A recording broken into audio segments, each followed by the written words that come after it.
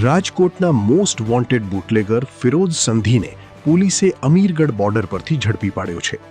કુવાડવા દારૂકાંડના મુખ્ય આરોપી તરીકે વોન્ટેડ ફિરોઝ સંધી અને તેના સપ્લાયર વિજયપાલસિંહ રાઠોડ હવે પોલીસના સકંજામાં છે. પોલીસને મળેલી ચોક્કસ બાતમીના આધારે અમીરગઢ બોર્ડર પર ફિલ્મી ઢબે ઓપરેશન હાથ ધરવામાં આવ્યું હતું.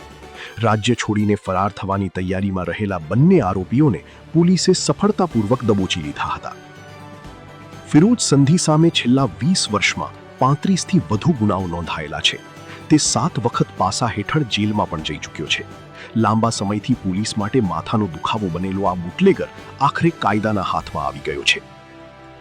ઉલ્લેખનીય છે કે કુવાડવા દારૂકાંડ મામલે બેદરકારી બદલ પીઆઈ વસાવાને પણ સસ્પેન્ડ કરવામાં આવ્યા છે.